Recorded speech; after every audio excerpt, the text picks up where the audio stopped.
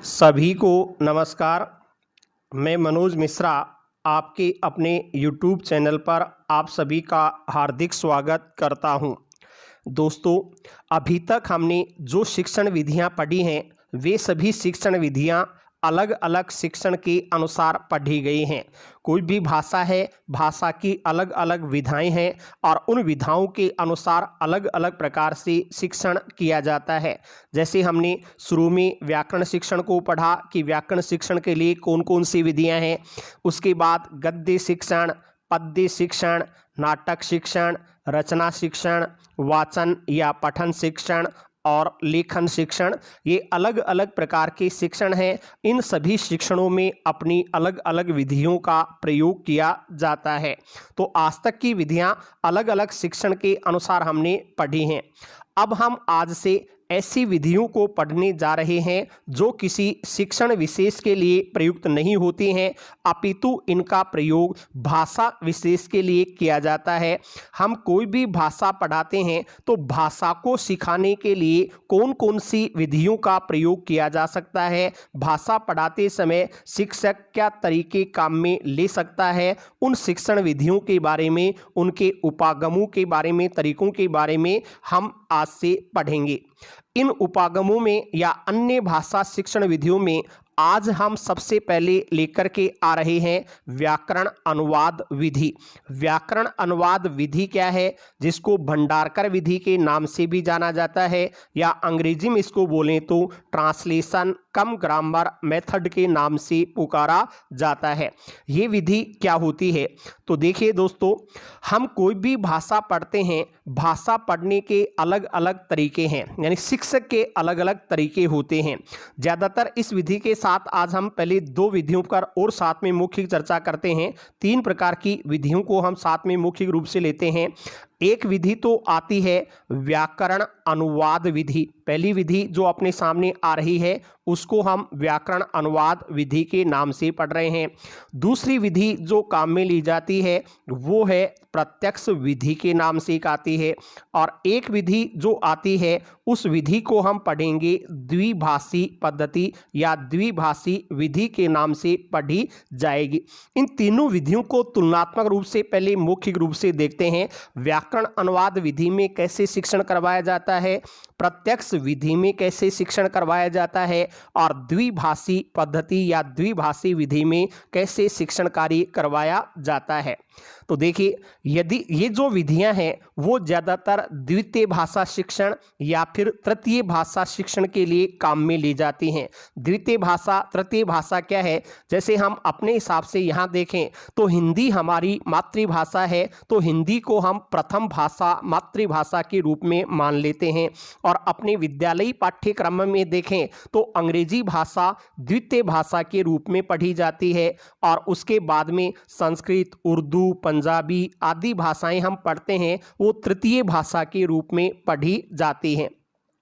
तो हिंदी भाषी लोगों के लिए अंग्रेजी भाषा को पढ़ाते समय या संस्कृत भाषा तृतीय भाषा पढ़ाते समय क्या तरीका काम में लिया जाता है, इसको हम अंग्रेजी से जोड़ करके पढ़ते हैं। आप सभी ने अंग्रेजी पढ़ी होगी।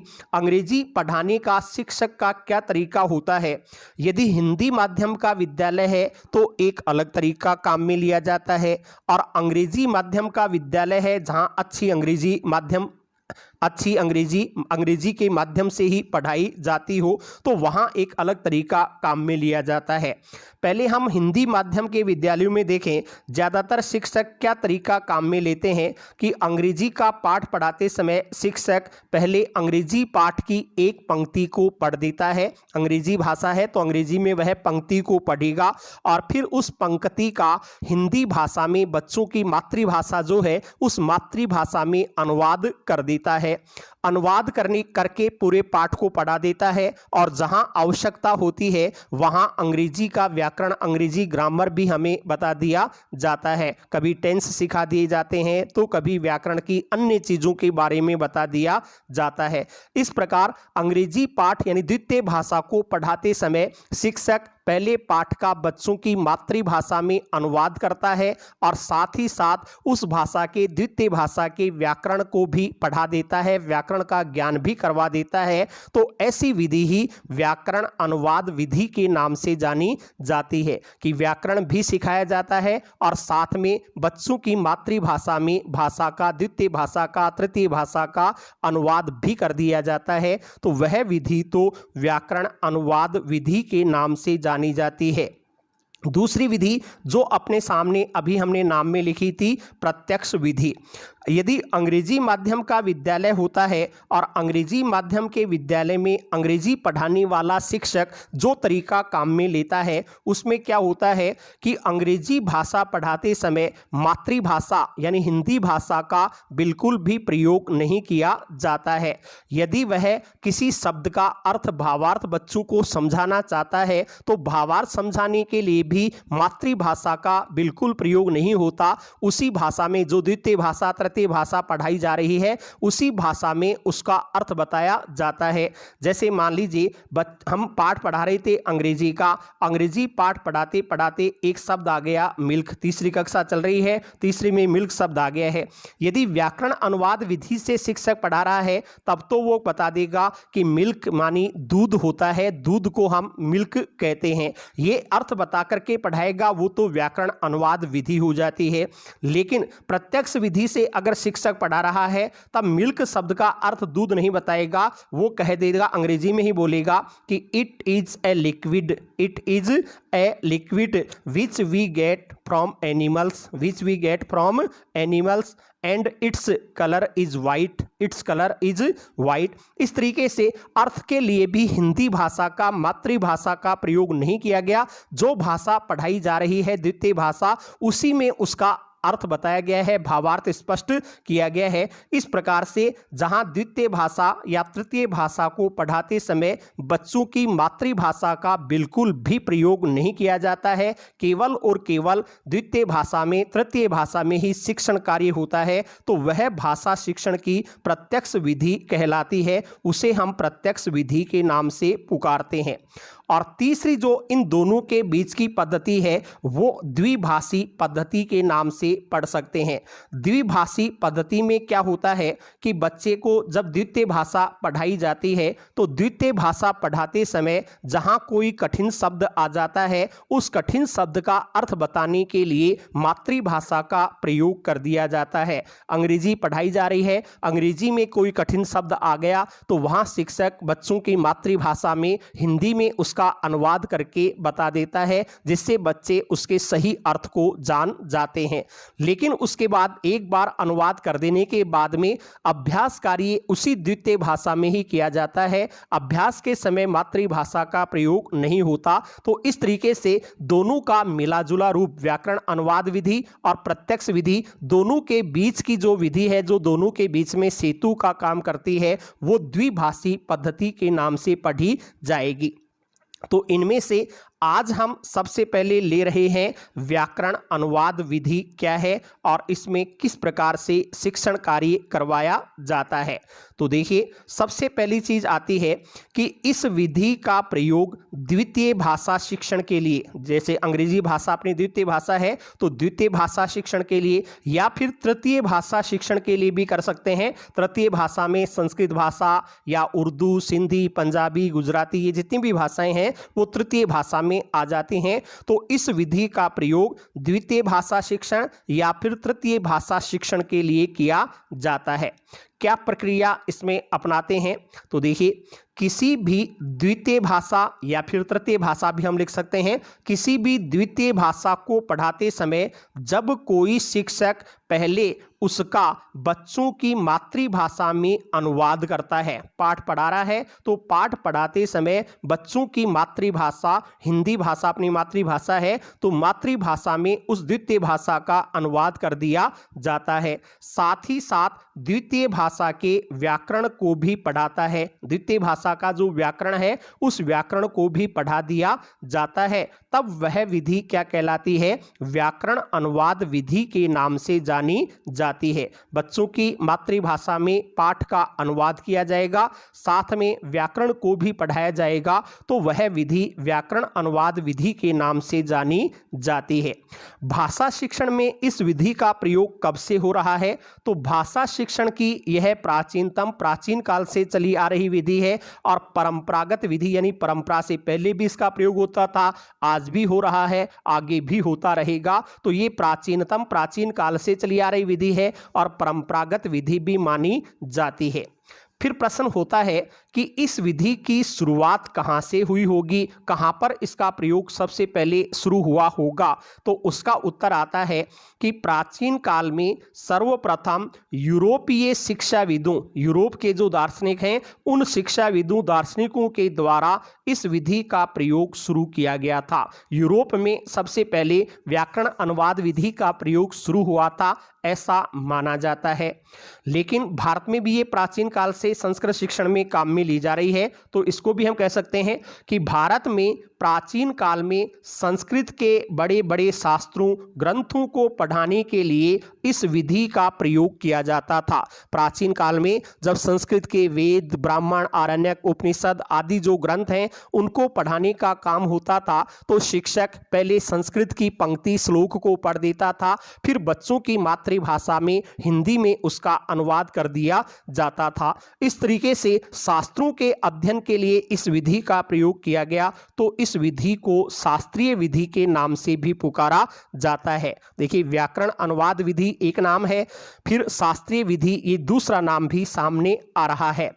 अंग्रेजी में वही व्याकरण को ग्रामर कह देते हैं, अनुवाद को ट्रांसलेशन कह देते हैं, तो इसको ट्रांसलेशन कम ग्रामर मेथड अंग्रेजी में कह दिया जाता है। तो ये शुरुआत इसकी जो है वो प्राचीन काल से मानी जाती है। प्राचीन काल में भी पहले यूरोप से इसकी शुरुआत हुई मानी जाती है। भारत में भी प्राचीन काल में संस्कृत के शास्त्रों को ग्रंथों को पढ़ाने के लिए इसी विधि का अधिक प्रयोग होता था, इसलिए इस विधि को शास्त्रीय विधि भी कहा जाता है।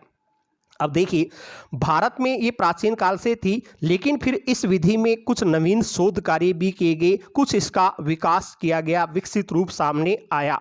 तो इस विधि का विकसित रूप कब सामने आता है उसके बारे में पढ़ते हैं।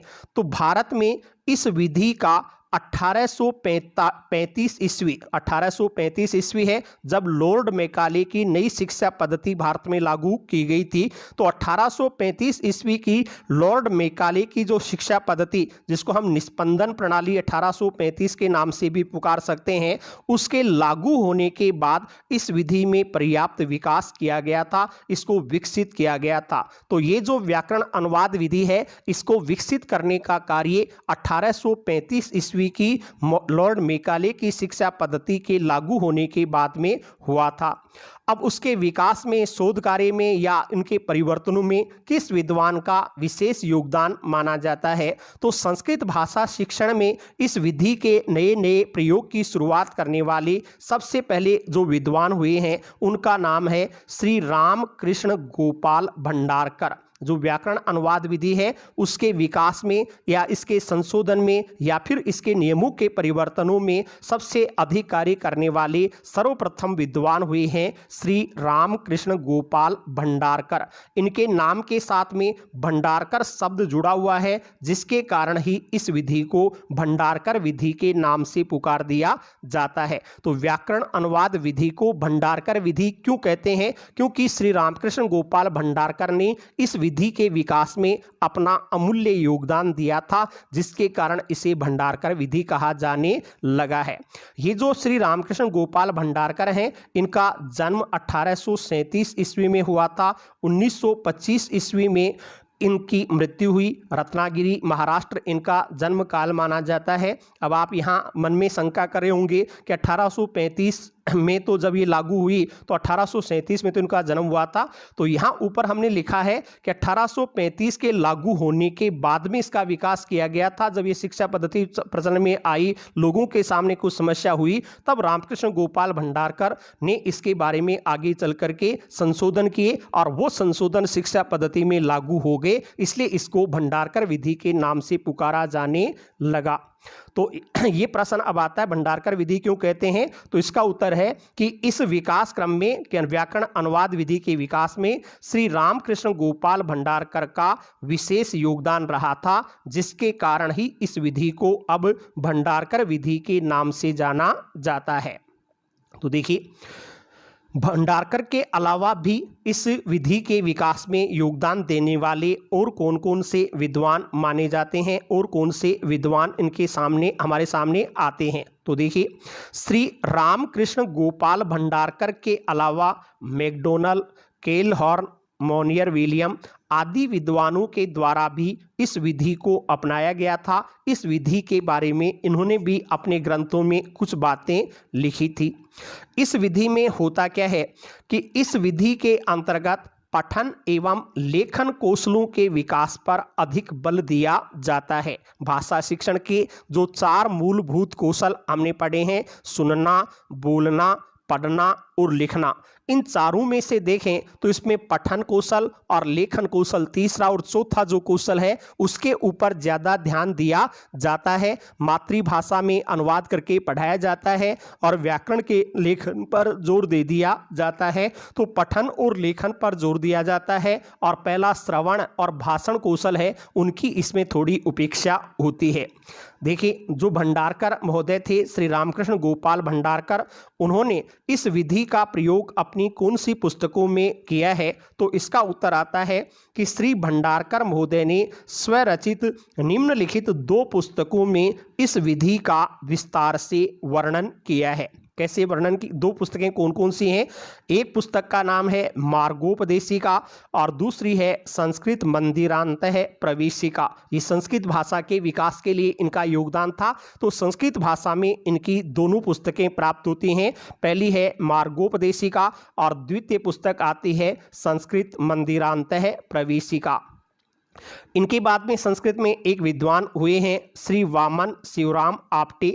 श्री वामन शिवराम आप्टे ने भी इस व्याकरण अनुवाद विधि के ऊपर एक पुस्तक लिखी है। उनके द्वारा लिखी गई पुस्तक किस नाम से प्राप्त होती है, तो उसका उत्तर है the students guide to Sanskrit composition. The students guide to Sanskrit composition पुस्तक के लेखक कौन है? श्री वामन शिवराम आप्टे हैं। और इसमें किसका वर्णन किया गया है, तो इसमें व्याकरण अनुवाद विधि के बारे में लिखा गया है। इस अनुवाद विधि के बारे में इस पुस्तक में कुछ बातें हमें पढ़ने को मिलती हैं।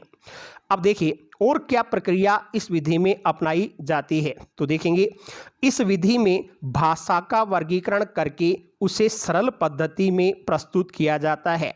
जो भी द्वितीय भाषा, तृतीय भाषा शिक्षक पढ़ा रहा है उस भाषा का पहले बहुत ही सरल रूप से वर्गीकरण किया जाता है और सरल रूप से वर्गीकरण करके यानी बच्चों की मातृभाषा का सहयोग लेकर के उस मातृभाषा के माध्यम से भाषा को, द्वितीय भाषा को, तृतीय भाषा को पढ़ा दिया जाता है।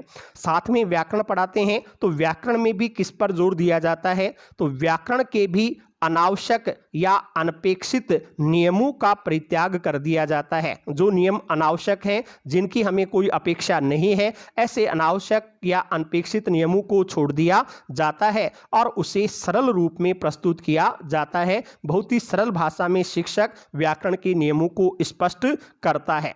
लेकिन इसमें संपूर्ण व्याकरण का ज्ञान नहीं करवाया जाता है। बच्चों के लिए जो उपयोगी चीज़ें होती हैं उन्हीं उपयोगी चीज़ों का व्याकरण इसके अंतर्गत पढ़ाया जाता है।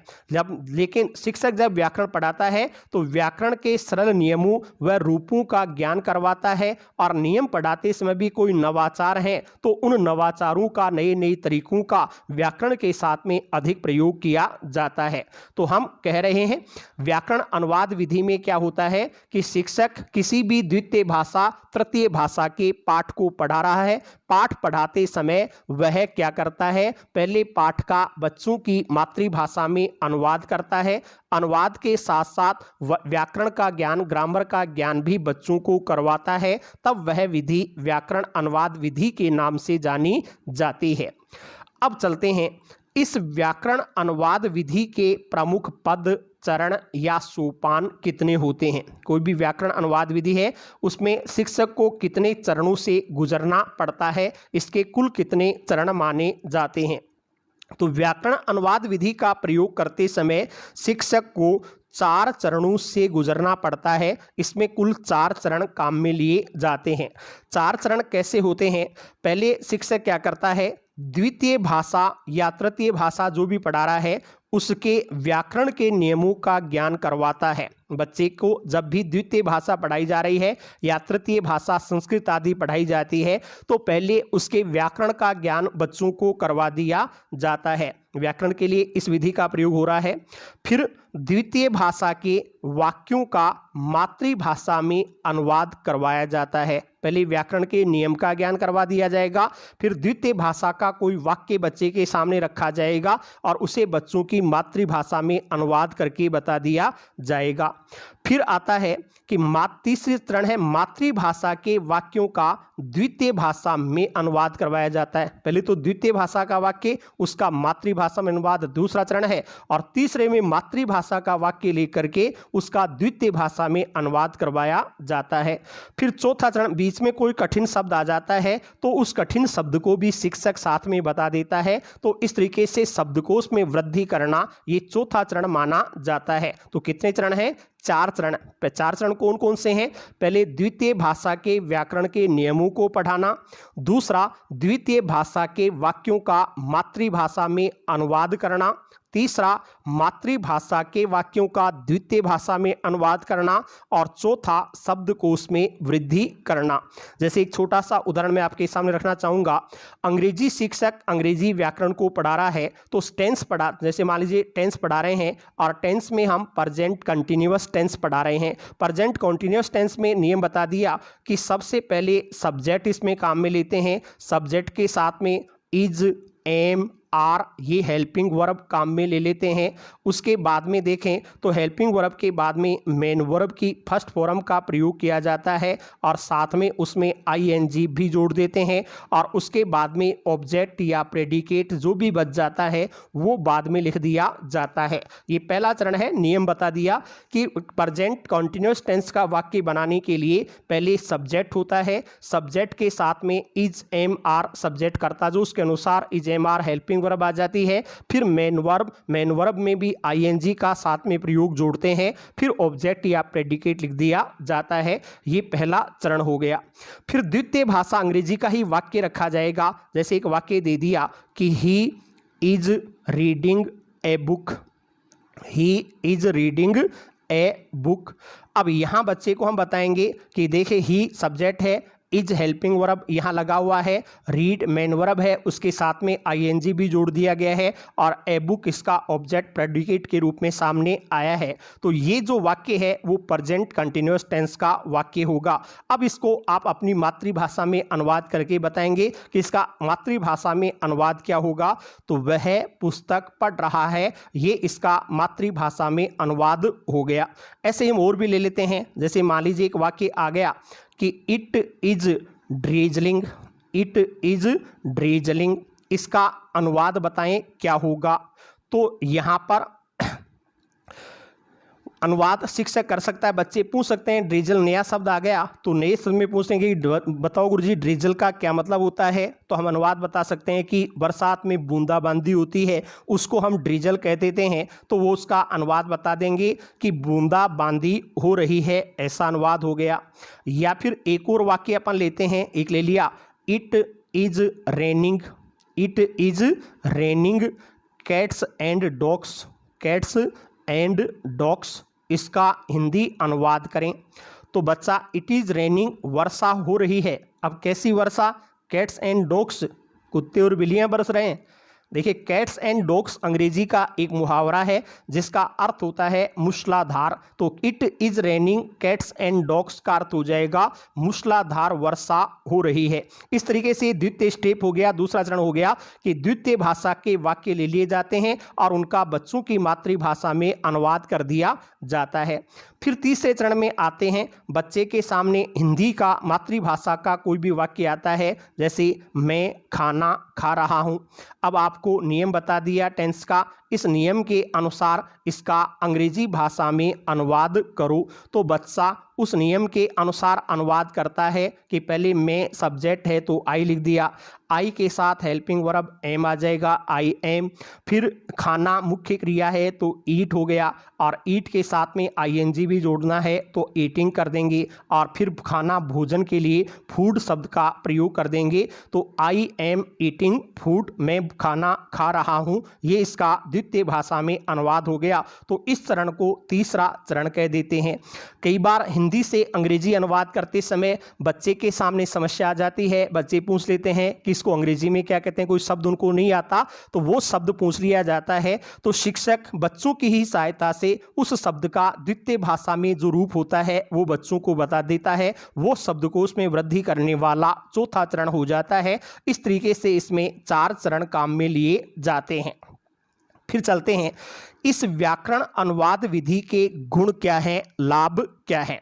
तो देखिए, इस विधि में द्वितीय या फिर तृतीय भाषा का बच्चों की मातृभाषा में, प्रथम भाषा में पूर्ण अनुवाद कर दिया जाता है, जिससे बच्चे के लिए भाषा सीखना आसान सा तरीका हो जाता है। अतः छोटे बालकों को यानी प्रारंभिक स्तर के बालकों को द्वितीय भाषा या तृतीय भाषा शिक्षण के लिए ये उपयुक्त विधि मानी जा सकती है। छोटे बच्चों को हम इस विधि से पढ़ा सकते हैं। फिर इसमें क्या होता है, इससे बालकों में द्वितीय या तृतीय भाषा सीखने के प्रति रुचि उत्पन्न होती है। वैसे अपन पढ़ाते हैं, अनुवाद करते हुए, ग्रामर को सिखाते हुए पढ़ाएंगे तो थोड़ी थोड़ी उनकी रुचि बढ़ने लग जाती है और वो उस भाषा को सीखने में आनंद लेने लग जाते हैं। शिक्षक भी जब इस विधि से पढ़ाता है तो उसको भी अधिक जोर, अधिक श्रम नहीं करना पड़ता, तो शिक्षक भी इस विधि से शिक्षण में अधिक रुचि लेते हैं। ये तो इसके कुछ गुण, फायदे, लाभ हो गए हैं।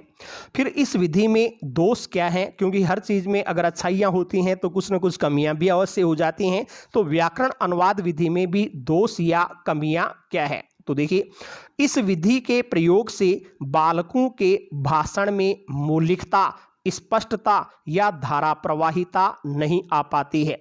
यदि बच्चा पहले ग्रामर के नियम को सीखता है और नियम सीखने के बाद में उसका अनुवाद करना सीखता है, तो फिर जो मौलिकता भाषा में होनी चाहिए वो मौलिकता, स्पष्टता, धारावाहिक प्रवाहिता जो होती है वो नहीं आ पाती। यदि हिंदी माध्यम का कोई बालक है, वो अंग्रेजी में भाषण देगा, अंग्रेजी में बोलेगा, तो अपने मन में पहले वाक्य को बनाने का प्रयास करेगा और फिर वह वाक्य उसके मुख से बाहर निकलेगा, तो एक तरह से धारा प्रवाहिता जो होनी चाहिए वो नहीं हो पाती है। लेकिन अंग्रेजी माध्यम से पढ़ा हुआ बालक यदि अंग्रेजी में बोलेगा तो वो फिर उसके लिए वाक्य बनाने की जरूरत नहीं होती है, अपने आप उसके मुख से भाषा निकलती रहती है। तो इस विधि में ये दोष है कि जो धारा प्रवाहिता भाषण में होनी चाहिए, जो मौलिकता, स्पष्टता भाषण में होनी चाहिए, वो नहीं आ पाती है। ये इसका एक दोष है। दूसरा, इस विधि में भाषा के व्याकरण पक्ष पर ही अधिक बल दिया जाता है। व्याकरण अनुवाद विधि जैसा नाम है तो व्याकरण के शिक्षण पर इसमें अधिक बल देते हैं। भाषा के जो अन्य तत्व हैं, सुनना, बोलना वाले जैसे तत्व हैं, इनकी उपेक्षा कर दी जाती है, व्याकरण पर ज़्यादा जोर दिया जाता है। इसी को हम कहते हैं कि इसमें श्रवण एवं भाषण कौशल का समुचित विकास नहीं हो पाता है। पढ़ने और लिखने पर तो इसमें बल दिया जाता है, लेकिन श्रवण कौशल या जो भाषण कौशल बच्चे का होना चाहिए उसके ऊपर अधिक जोर नहीं दिया जाता। तो ये कुछ इस विधि की कमियां मानी जाती हैं। तो ये है अपनी जो भी भाषा, द्वितीय भाषा हम पढ़ाते हैं उसको पढ़ाने की पहली विधि व्याकरण अनुवाद विधि, इसमें यह प्रक्रिया काम में ली जाती है। अब आगे प्रत्यक्ष विधि क्या है, द्विभाषी विधि क्या है, इनका अध्ययन अगले वीडियो में हम करेंगे। यदि हमारी वीडियोज, शिक्षण विधियों के वीडियोज, व्याकरण के वीडियोज आपको पसंद आ रहे हैं तो आप इनका अधिक से अधिक प्रचार प्रसार करें, जिससे अधिक से अधिक अभ्यर्थियों को इनका लाभ प्राप्त हो सके। और यदि आपने अभी तक चैनल को सब्सक्राइब नहीं किया है तो चैनल को भी सब्सक्राइब कर लें और औरों से भी सब्सक्राइब करने के लिए कहें, जिससे सभी का भला हो सके, सभी को फायदा मिल सके। धन्यवाद।